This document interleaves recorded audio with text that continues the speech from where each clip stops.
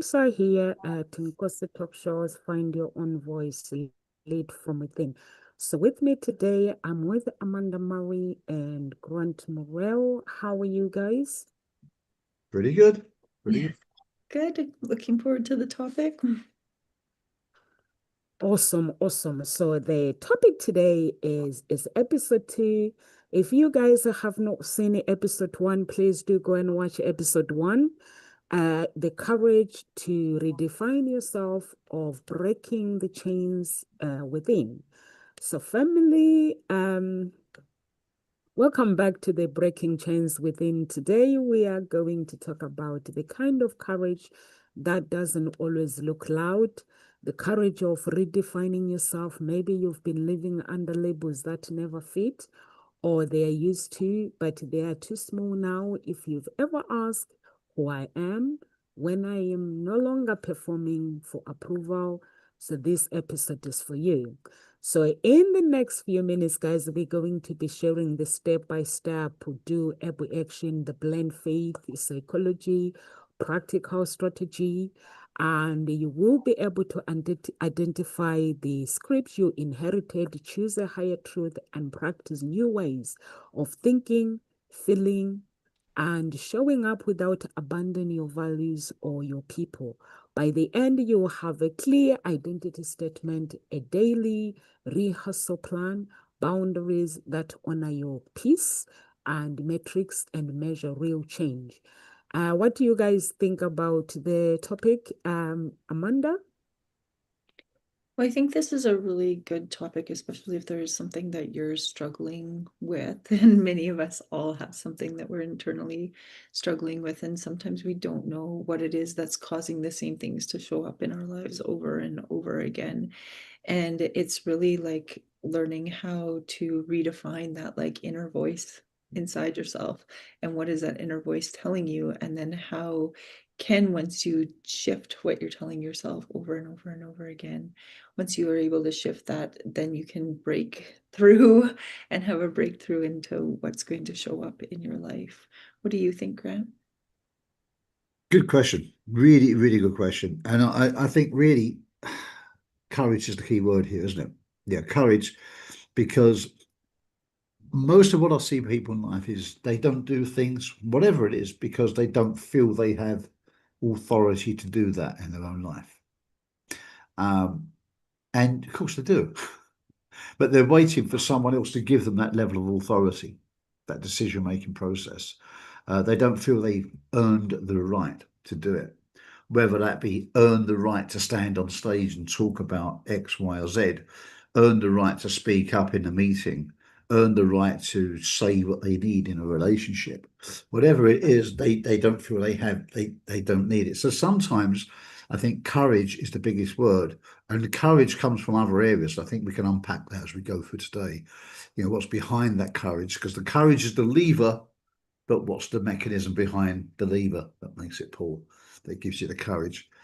Because it is about breaking chains. Breaking the pattern, breaking the loop, breaking the electrical circuit, as it will, quite literally in the brain. Different electricity to different parts will give a different result. So, brilliant subject that relates to all areas of life, and looking forward to discussing it. Nobson. I like Grant when you say what's behind the courage, and also what Amanda said as well. And I think you have to, like Grant is saying, you have to name the old label. Once you name the old label, you then if you don't know the old label, you can't release what you want to name. So you have to name it and maybe write 3 or 5 labels you've worn, or people pleaser, it might be one label, or maybe you get angry, like maybe too much or not enough. So which label most limiting your decisions right now? So you can write all that, and also the source where that script is coming from, like a Grant is saying that there's always something behind that courage. So if you feel like Amanda said, yes, if you're struggling with that courage, you have to know where the name, the struggle, where did they come from? Depersonalized it, because everything, there's somewhere that the roots of where whatever began, so you might be able to identify it.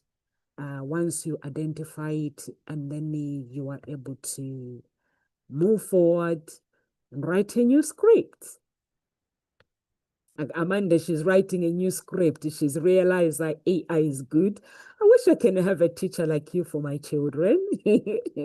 Well, I was talking just before the show on like the power of AI and some stuff I was doing over fall break on just like learning about the AI tools in Canva, and then this other AI tool called Brisk. And it's interesting when you think about, like, we have no idea where AI is going to take us, and if people who are like really using this are using courage to break free and to like break out of like the chains of certain areas of their life. And I it'll be really interesting to watch where AI takes us in the next couple of years, and whether it's like in a good place or a bad place. And there's so much debate on that. But when we're looking within ourselves about what it is, it's like a feedback loop almost of what it is that we're telling ourselves, right? And so if you want to redefine yourself, you have to change what that feedback loop is telling you.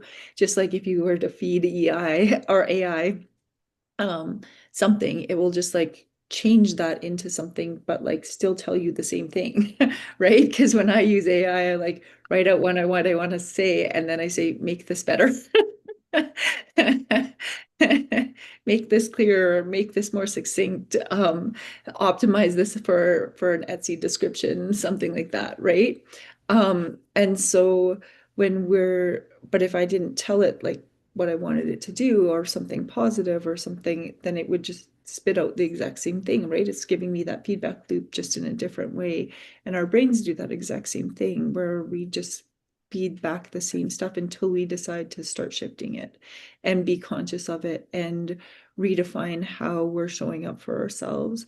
And so I'm rereading the book right now, You Can Heal Your Life by Louise Hay. And it's one of my favorite books, and it's one of the first books I ever read on like self-help and learning how to heal your life, essentially.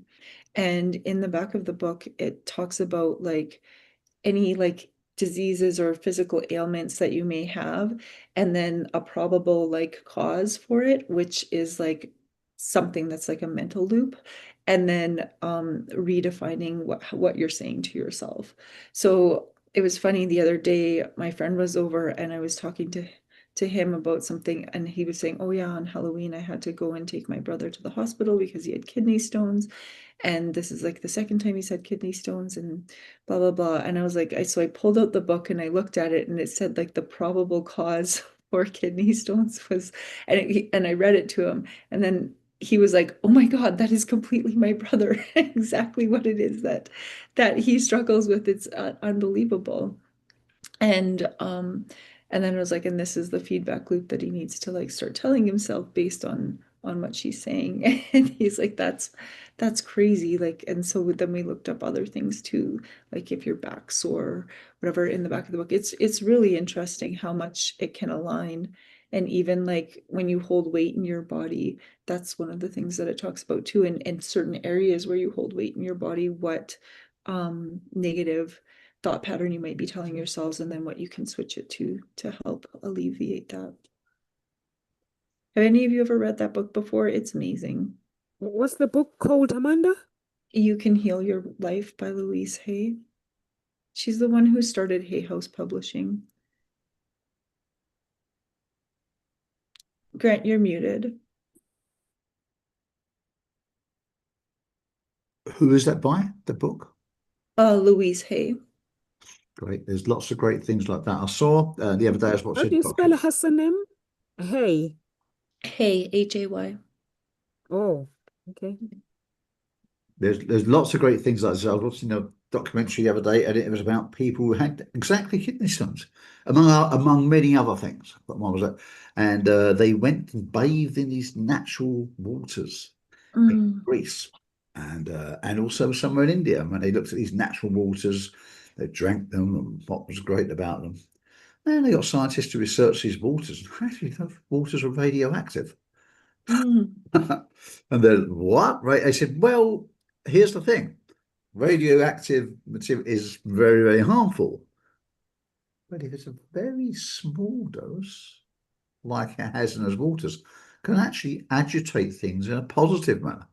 Mhm. The right amount, of course. And it was cited, and I'm not proven, but it was cited that perhaps those waters have the correct properties. Um, and that was it. So people want to know more about that, they can write in and ask us where it was. And we're not promoting it in any way, shape, or form because we can't verify whether these waters are good or not. But we can certainly tell you where it is. You can go and do your own due diligence and have a look at that. But a really interesting documentary. And it was about people who needed health changes, health properties. Um, there's tons of things like this. We're looking at that, and those kind of change. So, breaking the cycle of change. I mean, that could even be about eating habits, right? It could be about literally anything. Abusive behavior, self-abusive. Mm. Like people do. And what's the cycle? What's the chain? Why have you done it in the first place? What's behind it? I had a long conversation with a couple of people last night about a guy's behavior, a certain guy, and his behavior is bad. And as a behavior profiler as I am, that we have to be very open-minded and try and reserve judgment. Um, and while his behavior was bad, you have to ask yourself, why was that chain of behavior? Because it's happened to people. Why is it bad? Why is that bad? If you try to remove your emotion from the situation, look at the facts, which most people don't. We think in emotions, we don't think in facts. If we did, life would be so much easier. But when you look at the fact, why does that person act like it's a very unreasonable way of behaving?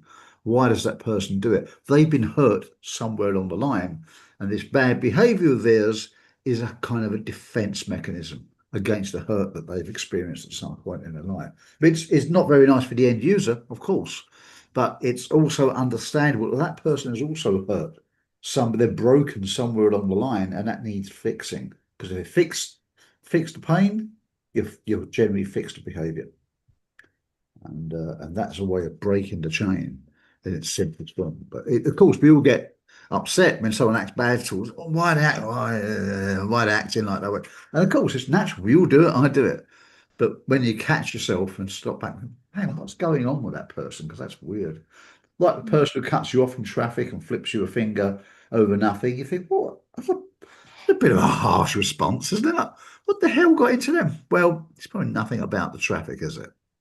Mhm. It's about their teenage sons on drugs, or the wife's just done this, or some or women do the same thing. What's going on with them? What happened to them? What made them? You just happen to be there. And there's a certain amount of autonomy of freedom that people feel is afforded to them in a car. You're outside of your normal environment. You are quite literally mobile. You're not stuck. You can't get caught and judged in most cases. What they do what they damn well like. That's the place they can vent. It's the place, and they've got this thing called an accelerator, which can let off that venom, and they often do. It's a venting process. It shouldn't be, but it is often poorly used as a venting exercise psychologically, and that's what people do. So, trace it back. What caused that? Life, society, culture, religion, conditioning, bad relationships, inability to communicate effectively. All these things come back to why someone flips you a finger in traffic. Mm. uh, Really, really great. There was a wonderful video I saw. One of the best videos I've ever seen. Short video of as a couple in the car, right? And they're in a parking lot. And as they go to take the space, someone cuts right in front and takes the slot. And the guy says, I'm going to go out and talk to that guy. He said, because my girlfriend's next to me and I feel that I should stand up because my girlfriend's here. He goes, hey, I need to talk to you about this because what you've done, you just disrespected me in front of my girlfriend. And he starts getting so angry. He goes, why are you getting so angry? He said, I'm getting angry because he said I was beaten up as a child. And now I've got to act really angry in front of people to show that I'm not weak, that I did when I was a child. And his wife says, "Why?" He said, "Why don't you shut up to his girlfriend?" She said, "Why are you always telling me to shut up?" He said, "Why are you even dating me?" She said, "Because I need to date a man like you that reflects my father to make sure that I can find correct the faults of my father when I was a child." And the whole thing opens up. It's brilliant. It's absolutely brilliant. And it just explains why people do what they do in life. Everybody's wounded. Everybody's wounded. But we express it and try to fix those wounds in the most inappropriate way, like cutting off and taking someone else's space in the car parking lot. We see it playing out every day. It was hysterical, but incredibly educational, and gives you a lighter view of when people treat us badly. It gave us a lot more empathy, if you will, for the other person. Really great video because they're all stuck in that loop. They're all trying to break that chain that we're talking about here and don't know how to do it. So I think the first point is to recognize what's going on in other people. It's easy to see it in other people, right? And then after a while, just maybe put a mirror in front of yourself and look at our own behaviors and say, oh, is this a chain? Is this a loop? Is this a pattern that I'm repeating? And if so, would I, before we get to the courage, but is that something that I would like to break? Is it a chain that I would like to break? And that's the way I try to encourage people to look at these things. The way I encourage myself to do it too. Because sometimes, we're all human, right? Even though I help other people, this stuff doesn't mean to say that I'm immune to it.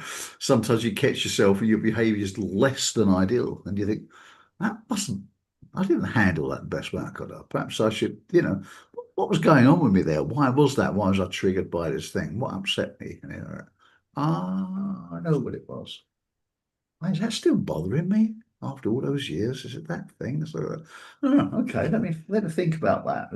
What was it? And then you start examining and unwrapping it and get closer to a solution. I mean, but it's what I call clean. It's how clean you are.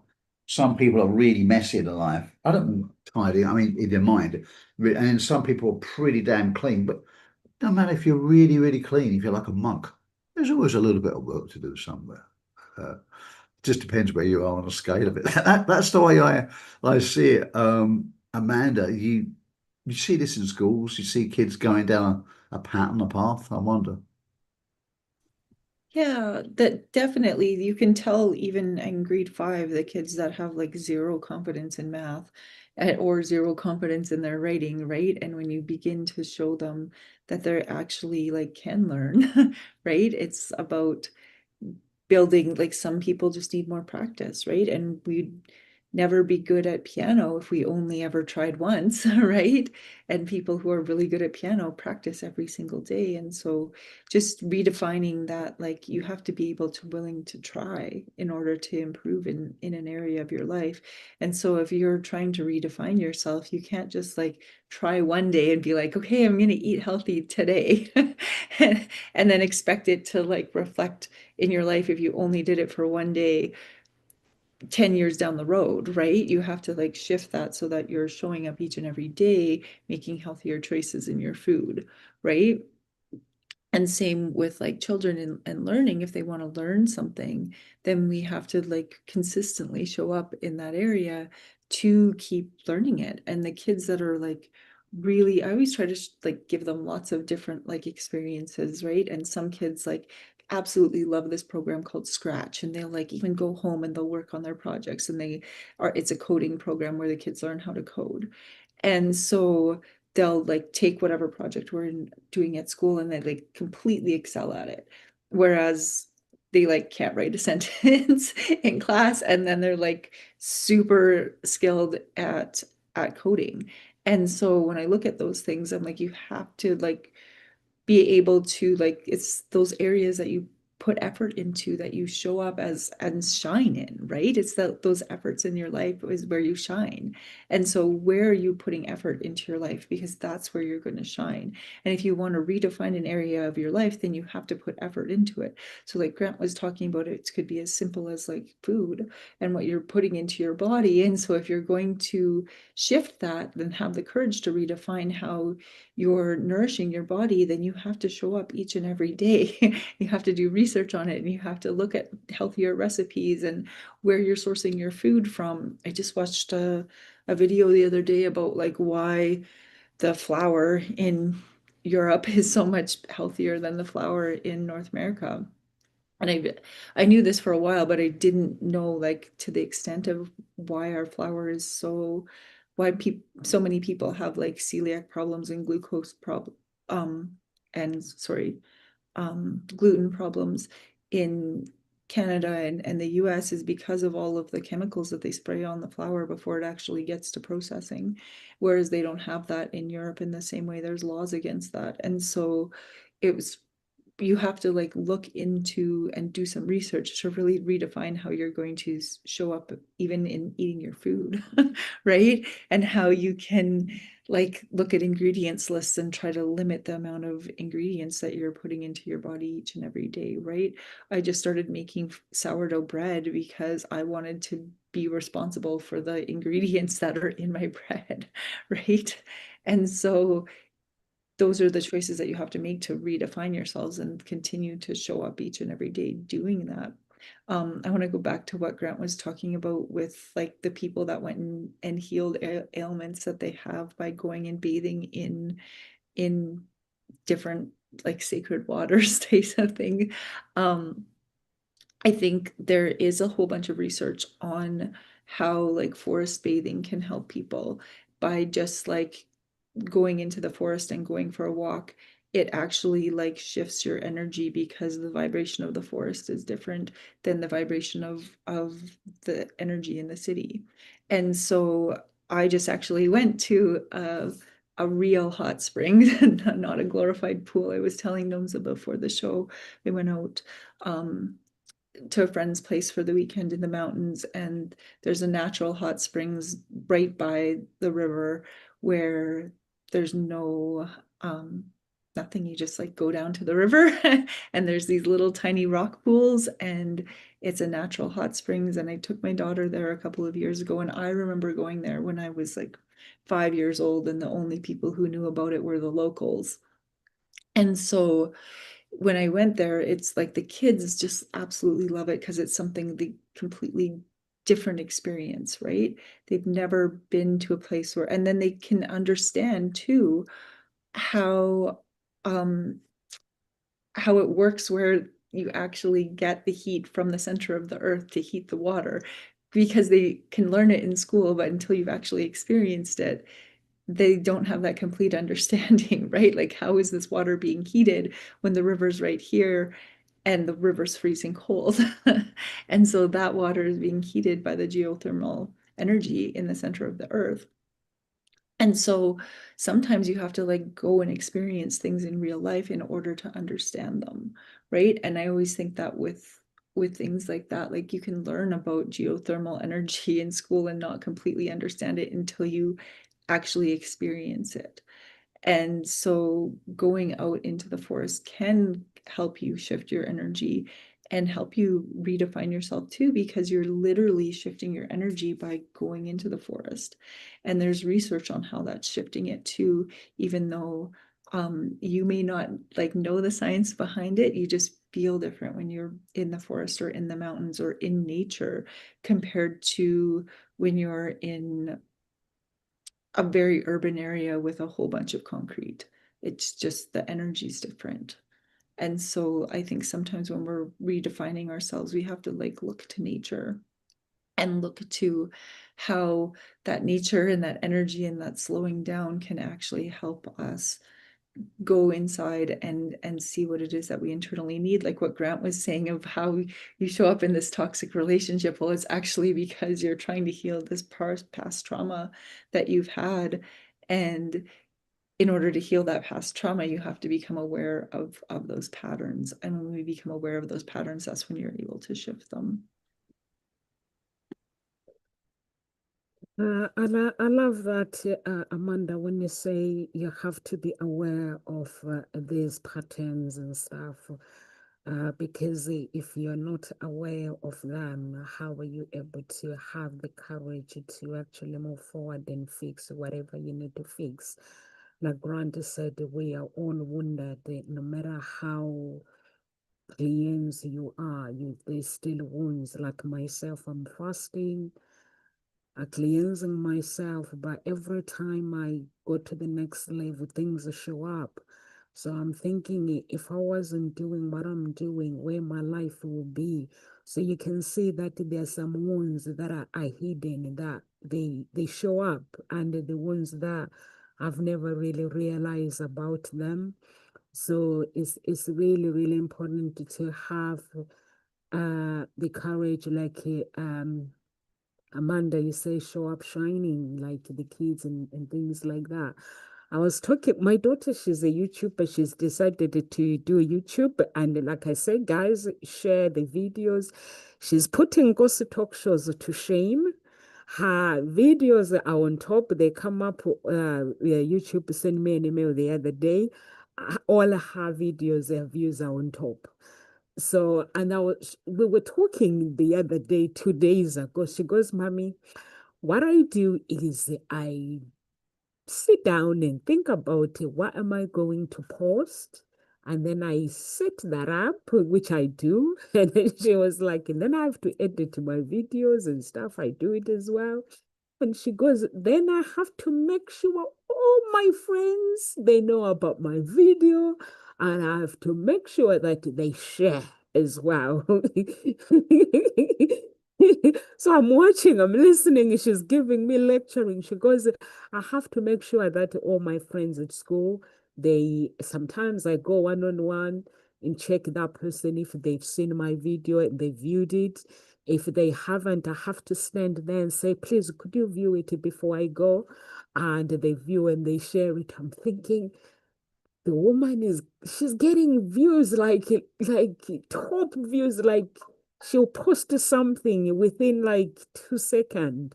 She'll have like 500 views and stuff. I was like, how do you do that? She goes, Mommy, everyone knows about my video. And also I have to let them know what time I'm going to post as well. They know.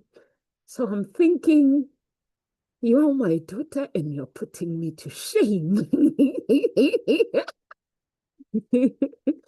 Honestly, that's the courage. That's the courage that we're talking about today. I think it's just amazing. And also, like when you talk about the awareness and the wounds, where you have to be aware of your wounds. Like when I'm doing something, I have to like ask myself, what is activating this? Where does this come from? Where does this wound come from?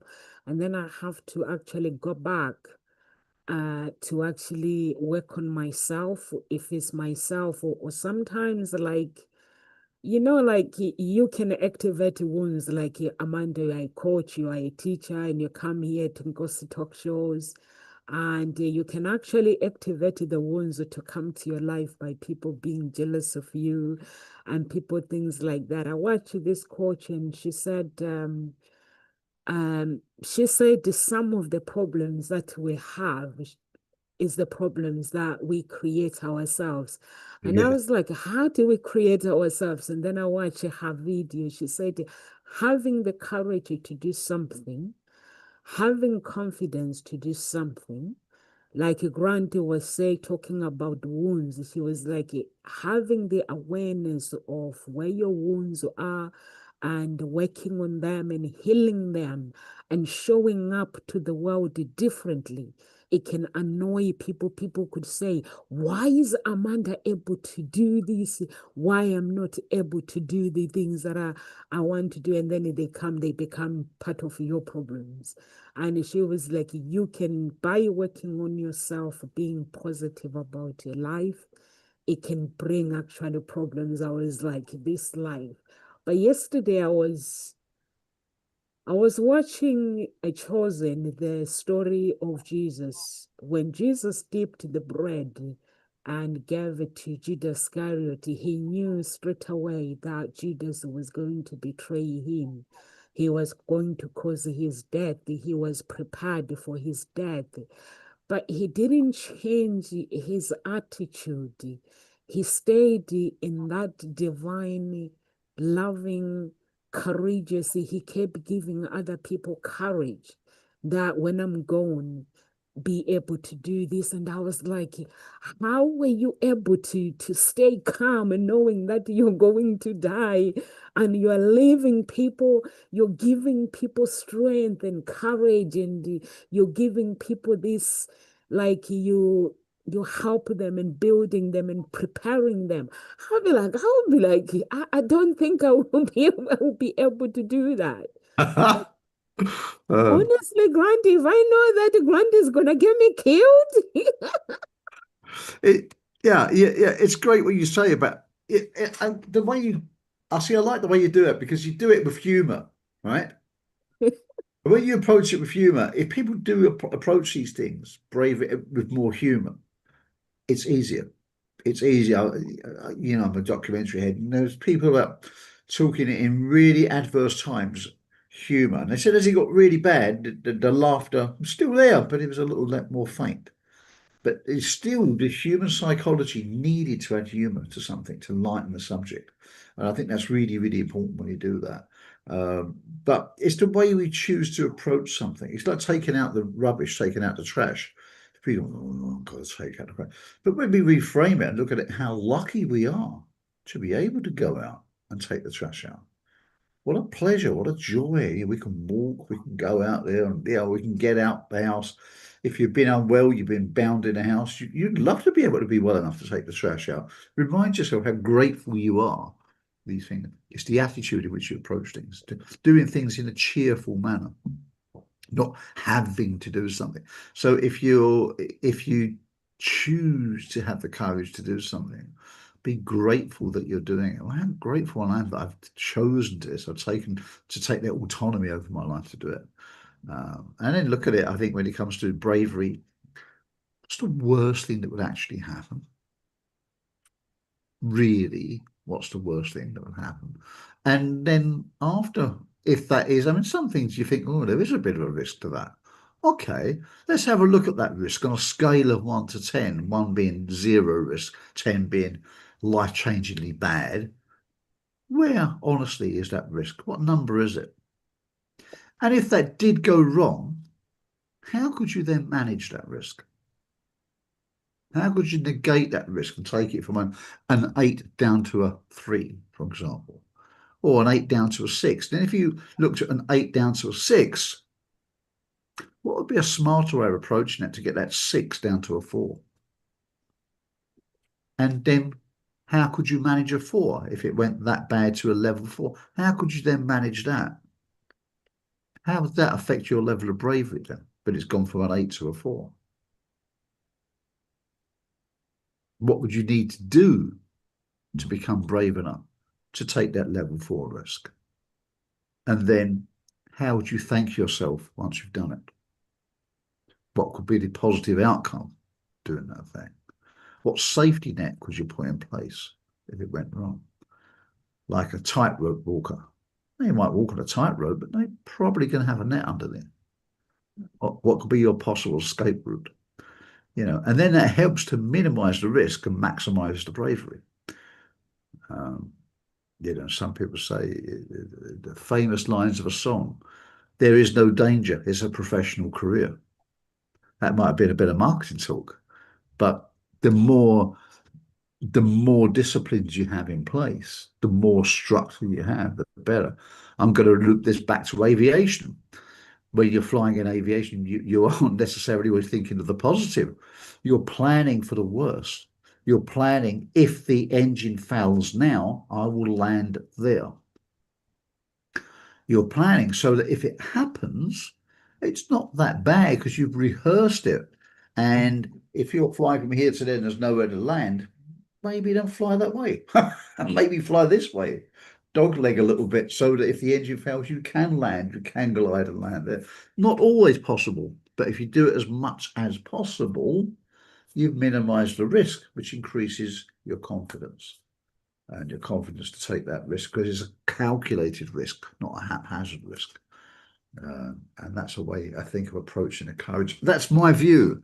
That's my view of looking at it. I don't know. What do you think? Or do you just need to suck it up and do it? What do you think, Amanda? Suck it up and do it. I think that taking like baby steps, especially for certain people, that's a good strategy, right? For the courage to redefine yourself. But then I think for other people, it's like just jump in, right? And that some people it just has to be like, I just have to like push you off the cliff and like you just have to go. Whereas other people, they're like, okay, I need like a step-by-step plan of how I'm going to get from here to here. And it's different for everyone. And what works for one person is not going to work for the other person. And so learning those aspects of yourself, I think, are really important too. And so I know people who are great at just jumping off the cliff and like completely redefining themselves. And then I know other people who are like baby steps. And it just works differently for their lives and their personality and everything that they've done by redefining themselves either slowly or in one giant leap. And I think when you are trying to redefine yourself, you really have to go within and think about, okay, what is it that I need to shift? And then how can I do it? And the good thing about taking the shift slowly is that they say that in order for something to become a habit, you have to do it for like 21 days consistently, right? Is that like the research on that? And so for me, like going to the gym is just part of my life. Like I literally go probably almost every single day, um, at least for an hour usually.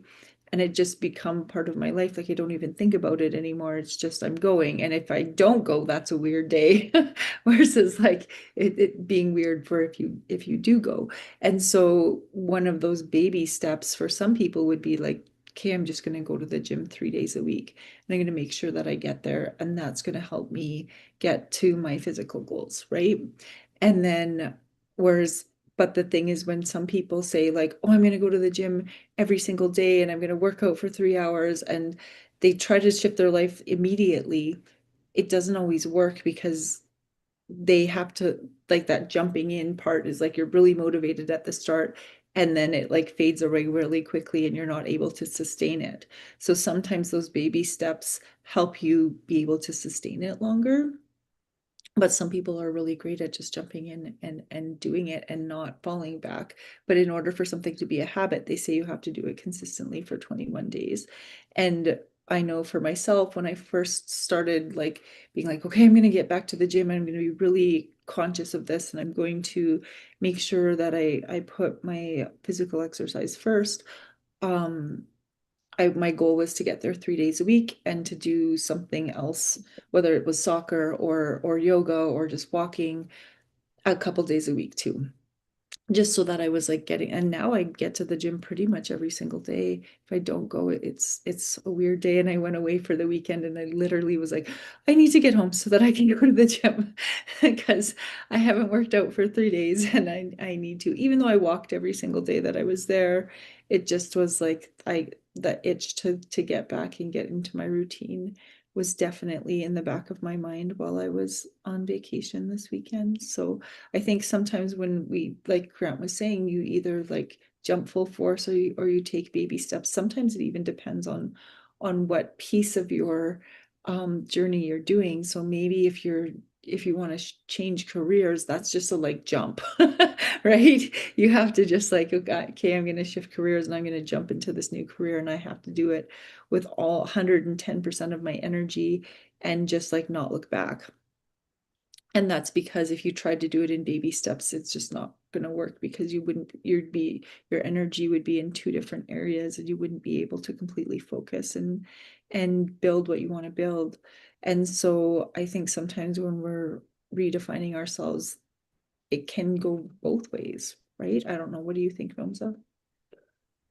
I like it when you say people they take steps different. Me, I don't like step by step. I just like to close my eyes, give me what I'm supposed to be doing, and I get on with it and think about it tomorrow, but I got to do it. I don't like the step by step is the one that annoys me because I have to think about how hard it's going to be, how things are going to go, and maybe Am I going to fail? Am I going to do this? But if I just get on with it, just get on with it.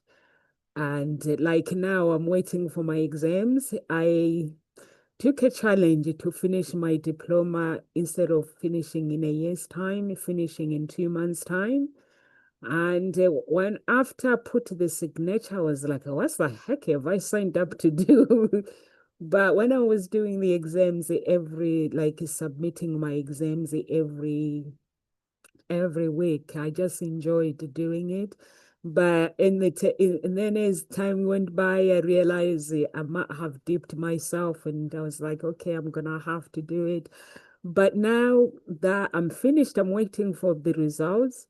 If the results come out, I feel like I can't put myself in that pressure again, but I think I'll forget about it and then it take another pressure, having that courage and just doing things. That's me. I don't like step by step. So if you want me to do step by step, it's like, no, thank you. Because it's just gonna torture me. I don't You want need to to be take a deep breath and jump, right, Nomsa? Yes. I Yeah. don't want to be tortured, Grant. And I like, Grant, what you said as well. You said gratitude. I think everything we do in life with gratitude, if it has gratitude in it, anything when we choose to use gratitude, whatever we go through in life, it gives hope and it helps us to keep going. It gives us strength. And I've realized with myself, no matter what I go through, I always look at myself. Like the other day, when people um, reported me to social services, I was like, they reported me to social services. These kids have everything. So I had to call the meeting with my kids. And I said, children, you have everything, even though people are reporting me, you have everything that I provide for you. We provide for you. So, and I said to her, you need to sponsor someone in Africa. And they were like, we need what? And I said, we need to find a family you can adopt and start supporting that family because you guys have everything.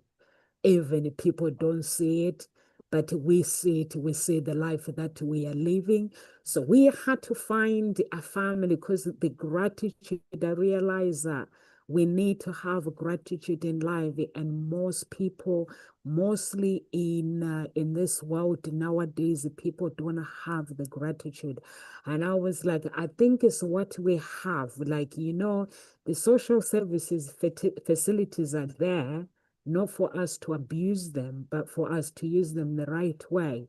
So I was like, it opened my eyes actually. And I was like, okay, let's have the courage to do this. And I was like, as I tested, my pastor said to find me a family that I can adopt with my children. And I know it's going to be tough, but every month that family is going to be my responsibilities and my children's responsibilities. Find a family that have nothing. So I said that have nothing. They completely are in poverty. And I was like, okay, we're gonna have the courage to actually help this family to make sure, even now for Christmas time, we need to make sure they have the best Christmas they have. I don't celebrate Christmas, but I said we need to make sure they have the best Christmas. But it's just realizing that having that courage and redefining myself. And I was like, I have everything that I have ever wanted. And these kids, they don't lack nothing. God provides for them. Even if I myself can't provide, God always provide, but we've never helped somebody else. So although we do help, but we've never made a decision to say we're going to take responsibilities and look after this person. So that's what we've done, me and my family. And having that, it always comes down to the gratitude that we have by looking around our lives. And no one can have everything. Even if you have everything, the health-wise, like Amanda said, there's a book that Louise wrote where some people have money, but health-wise, they're struggling.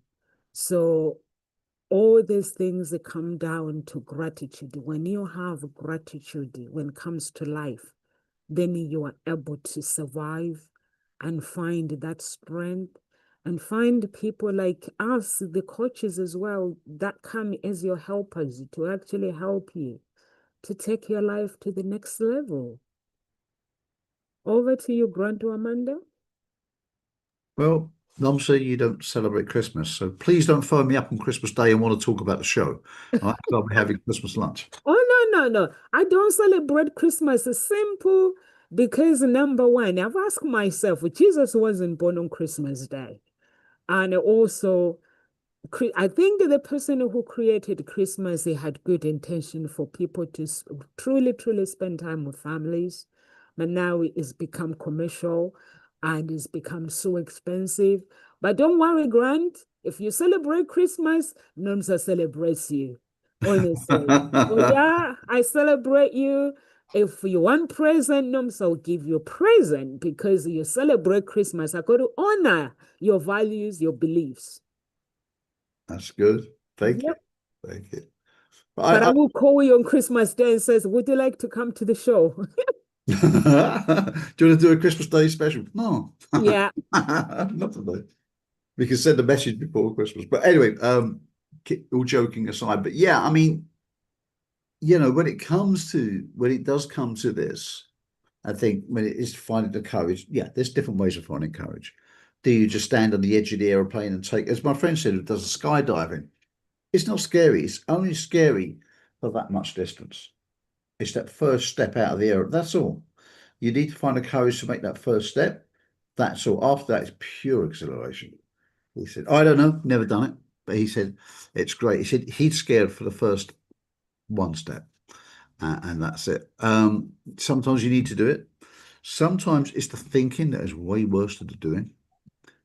I can tell you because I've been skydiving. Tell us. Spill the beans. The scariest part is the part where you like go out onto the wing and you have to hang there because I did it not in tandem. Like I jumped by myself. I took the course and then you like jump. And I've never jumped tandem. I've only jumped by myself. And the scariest part is stepping onto this like little foot thing and then like climbing out to hang on the wing. But then as soon as you let go, it's like the rest of it's amazing. But the scariest part is like literally getting out of the plane and hanging on the wing. That's the scariest part. The rest of it's fine. And And did then you the have to, other scary part is like just as you're about to land, because that's the most dangerous part is the landing part, because that's where you can break your leg and stuff if you don't land properly and don't like you have to like pull the cords down so that it like slows you down.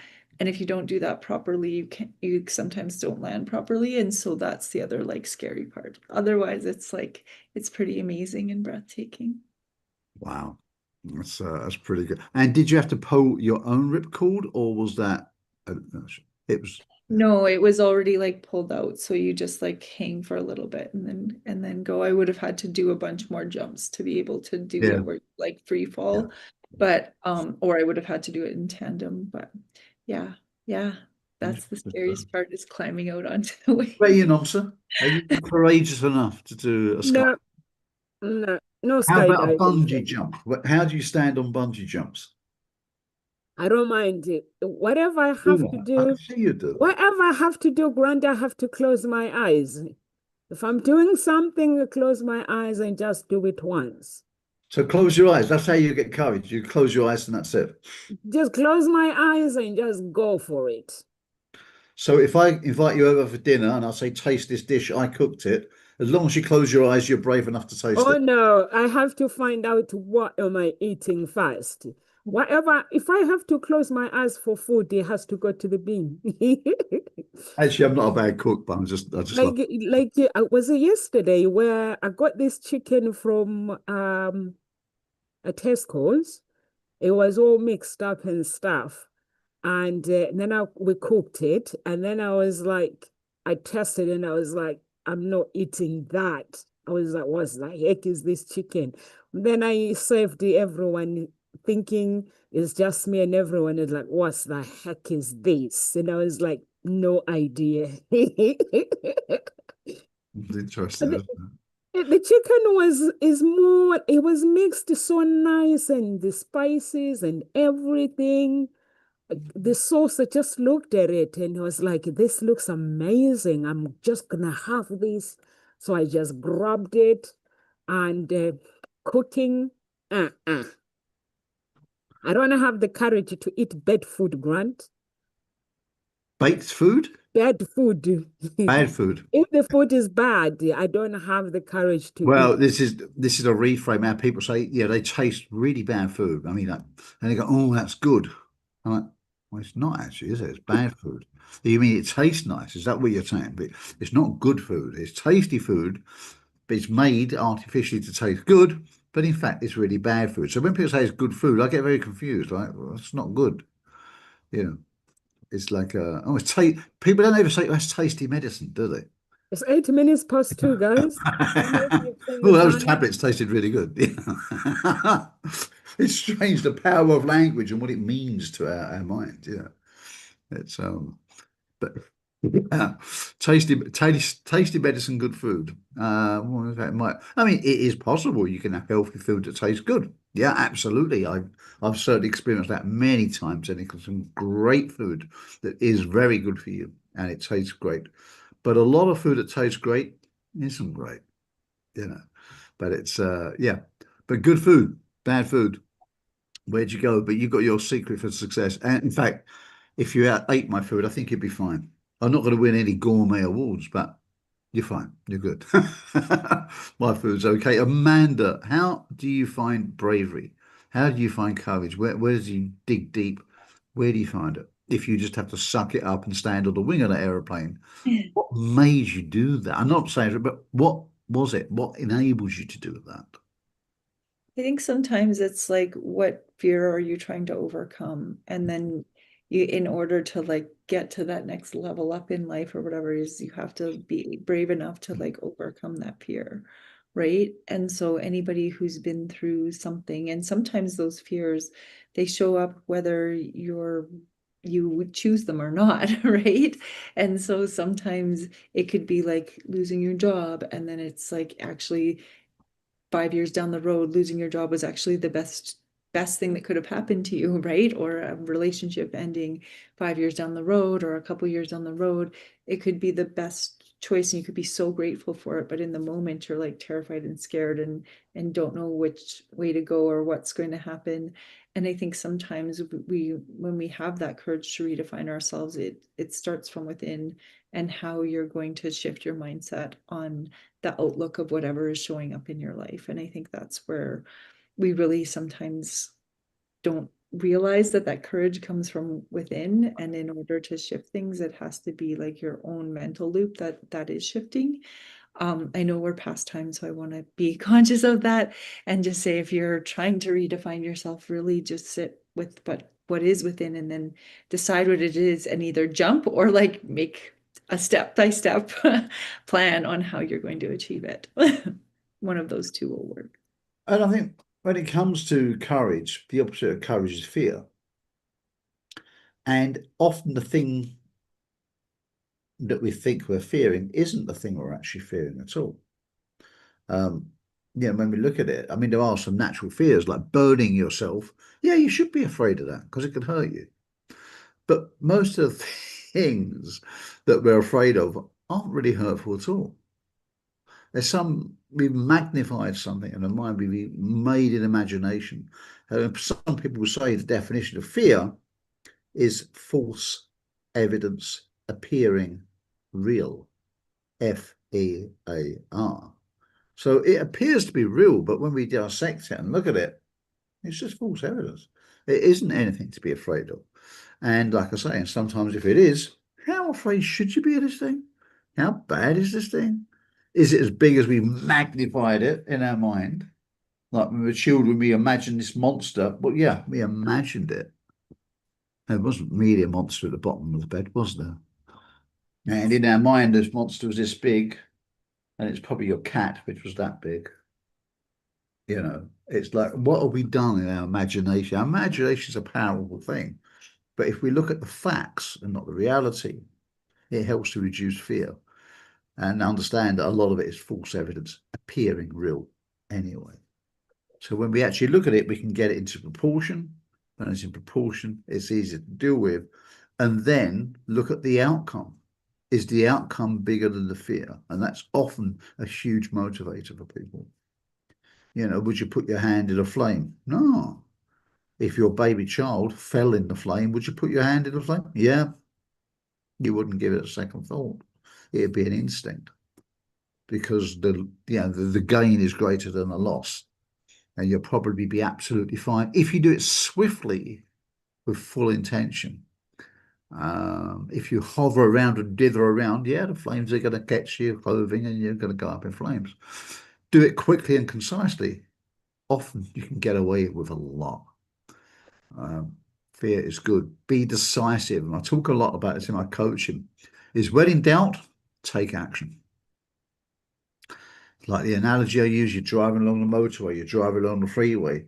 Is this my exit? Is it not? If you dither, you end up going up that grass verge and a car overturns and it's a disaster. Take the exit or don't take the exit. Take the exit and it was the wrong exit. Okay. No one dies. 5 or 7 minutes later, you get back on. And you're 7 minutes later for a meeting. Rather you be late than dead. Or you stay on the motorway, on the freeway. That was my exit. Okay, you're 5 or 7 minutes late. No one dies. It's all right. I'd rather someone be late than dead. I'm sorry I missed the turning. Glad you're here. Really nice to have you here. Grab yourself a coffee, start the meeting. It's not a big problem unless you make it a problem. It's okay. But we get so fearful of missing that exit on the turning. My life will change dramatically. Really? Or would it be a minor inconvenience? Get it in proportion and you become more courageous, I think, to break the chains. That's my thoughts. What about you guys? Yeah, I think for me, my words of encouragement is like a Grant is saying, it's like false evidence. Sometimes the lies that we tell ourselves can become real. And I've had to work on myself as well because there were lies that I was telling myself, I told myself. And I had to break those chains. And those chains, when I broke those chains, and that's why Nkosi Talk Shows was created. To find your own voice, guys. So just evaluate your life each and every now and then. The people that are in your circle as well, they play very, very, very important part in your life. You guys know that I got reported to social services, but I went to this meeting the other day. I'm sitting there, I'm surrounded by these people, and I'm thinking, how did I end up if I'm surrounded by these people in my circle, how did I end up in this situation where I'm with the social services and stuff? But then I realize is the family, is the people where my family are. And that's what is bringing me this. And I had to realize that I might have to leave those people behind. Even though they are my family, I'm going to have to make the really, really hard decisions to stand in truth and just walk away from all that. And through that situation, and then I'm like talking, and this person says, what do you do, Nomsa, by the way? So I'm like, I have a dating agency and I have this, so this is what I do. And it was like, are you serious or you joking me? I was like, yes, I am serious. And it was like, you and I, we've got to meet. And then we're meeting this guy. We meet this guy. He's a lawyer. So he says, Nomsa, you need me. I need you. I love dating agency. I'm a lawyer, so you don't have to. Because first of all, tell me how much you have to pay for the legal things in your companies. Like, this is how much I pay. It was like, I do it for free. I do this for free. So then I'm walking away and I was like, why am I putting my life in this situation? I need to have courage. to walk away. I'm sharing this with you guys because when you break the chains, you need to share your testimony. And when I'm sharing my testimony, people are actually shutting me down, tearing my testimony. And testimony is where God blesses you. It's those who didn't know. Like a grant, when you come here every single day, you add value. This is where the blessing. Someday you might wake up with Amanda and say, oh, why am I so blessed?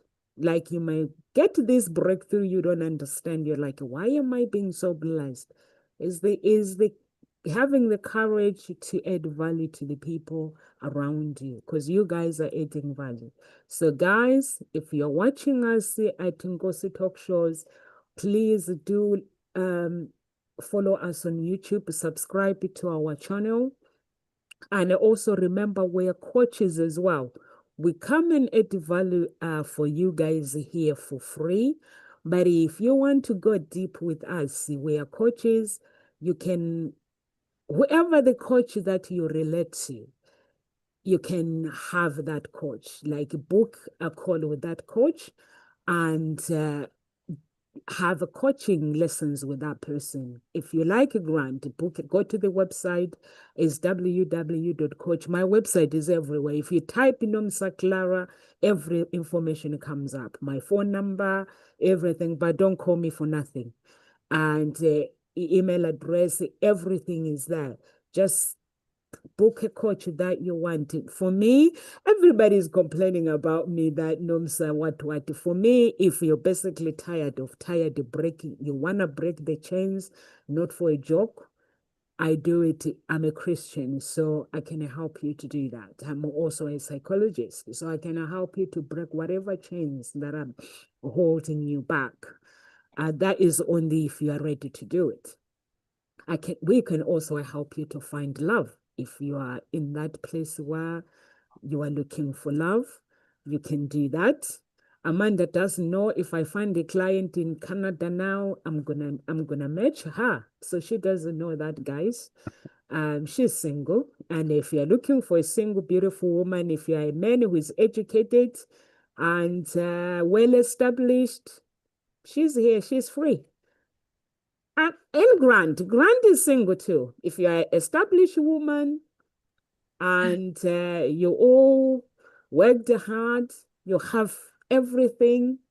He's a man with everything, but not with a woman. So I'm selling them out, guys.